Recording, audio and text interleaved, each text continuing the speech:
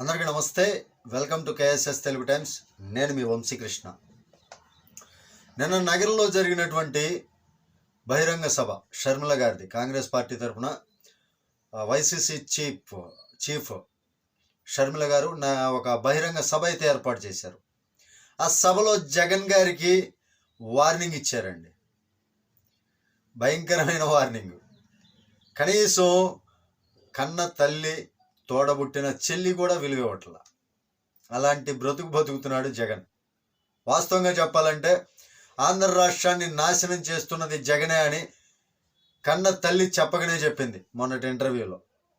ఆ తర్వాత షర్మిల ప్రతి చోట కూడా జగన్ ఒక నిరంకుశవాది అని, నిరంకుశ తత్వం కలిగినటువంటి వాడని, ఇది ఒక అరాచక ప్రభుత్వం అని ఏకిపడేస్తూనే ఉంది.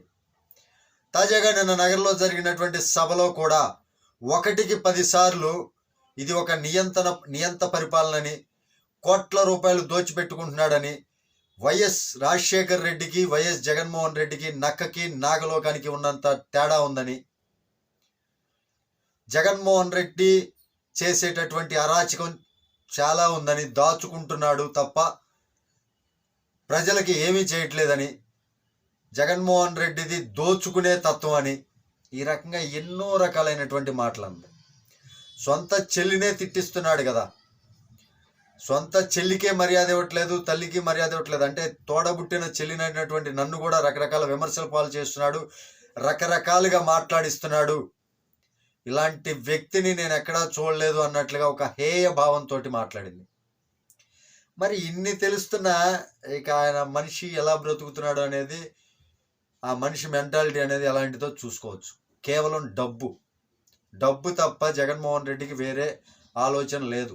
డబ్బు ఎలా సంపాదించుకోవాలి, ఎలా దోచుకోవాలి, ఇది తప్ప ప్రజలకు మంచి చేసే ఆలోచన అయితే లేదు. అలాంటి ప్రభుత్వాన్ని ఖచ్చితంగా దించి తీరుతానని 1కి 10 సార్లు శపథం చేసినట్టు మాట్లాడిందండి. 12 సార్లు 10 సార్లు అదే చెప్పారు. ఇది నియంత ప్రభుత్వం అంటూ 10 సార్లు 12 సార్లు కూడా వ్యాఖ్యానించారు అనమాట. వైఎస్ రాజశేఖర్ రెడ్డి హయాంలో రైతులకు ఎంతో కొంత మేలు జరిగిందని, ఇప్పుడు జగన్మోహన్ రెడ్డి వచ్చిన తర్వాత ఆ రైతుల్ని పట్టించుకోవడమే లేదని, రైతుల సంక్షేమానికి ఎటువంటి చర్యలు తీసుకోవట్లేదని, ఇలా నానా రకాలుగా యాగి చేశారు. కేవలం జగన్మోహన్ రెడ్డి ఇసుక మైనింగ్ ద్వారా, మద్యం ద్వారా, ఇలా రకరకాల అరాచకాలు, భూముల కబ్జా ద్వారా అరాచకాలు చేస్తున్నాడని, దానితో పాటుగా నగర్లో రోజా అరాచకం పెరిగిపోయిందని, 100 కోట్ల రూపాయలు రోజా ఎక్కడి నుంచి సంపాదించింది అంటూ నానా రకాలుగా ప్రశ్నలు సంధించారు. మరి ఎలాంటి బూతులు తిట్టకుండా, ఎటువంటి చెడు వాక్యాలు మాట్లాడకుండా షర్మిల అడిగినటువంటి ప్రశ్నలకి సమాధానం రోజా దగ్గర ఉందా, జగన్మోహన్ రెడ్డి దగ్గర ఉందా అంటే ఎవరి దగ్గర లేదనే చెప్పుకోవచ్చు. ఎందుకంటే వాళ్ళు చేస్తున్నది అన్యాయం కాబట్టి, వాళ్ళు చేస్తున్నది అరాచకం కాబట్టి, ఎక్కడా కూడా వాళ్ళు న్యాయం చేయట్లేదు కాబట్టి, వాళ్ళు మద్యం కుంభకోణం, భూ కబ్జాలు, లిక్కర్ మైనింగ్ మాఫియాలు ఇవన్నీ చేస్తున్నారు. గంజాయి దందాలు కూడా నడిపిస్తున్నారు.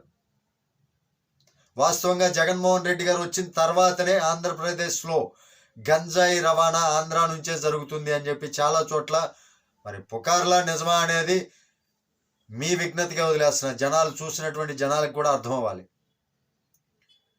షర్మిల గారు అయితే 1కి 10 సార్లు చెప్పారు, నేను ఈ రాష్ట్ర ప్రభుత్వం ఏదైతే ఉందో, ఇప్పుడు ప్రభుత్వం ఏదైతే ఉందో, ఈ అరాచక ప్రభుత్వాన్ని ఖచ్చితంగా దించి తీరుతాను అని. ఒక్కసారి షర్మిల గారు ఓటు వేసే విధానం గురించి, ఓటు ఎవరికి వేయాలి అనే దాని గురించి ఒక మాట మాట్లాడారు. ఒకసారి ఈ వీడియో వినండి. ఆలోచన చేసి ఓటు వేయండి. మీ జీవితాలు ఎలా మారుతాయి, మీ బిడ్డల భవిష్యత్తు ఎవరి చేతుల్లో ఉంటే బాగుపడతాయి అని ఆలోచన చేసి ఓటు వేయండి.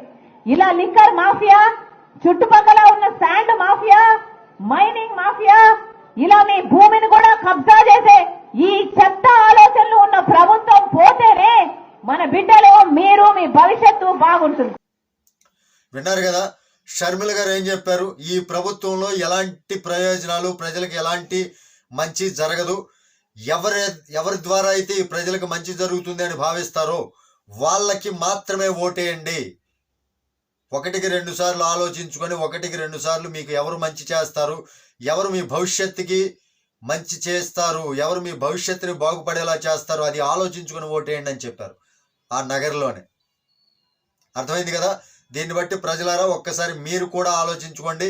ఎవరికి ఓటేయాలి, మన భవిష్యత్తు బాగుండాలంటే ఎవరు రాష్ట్ర ప్రభుత్వ పగ్గాలని చేపట్టాలి అనేది మీ చేతుల్లోనే ఉంది. Thank you. జై హింద్.